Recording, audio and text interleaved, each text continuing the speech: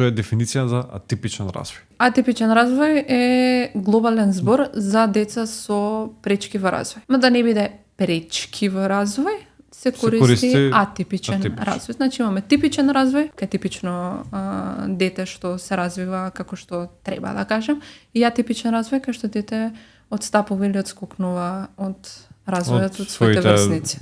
Да.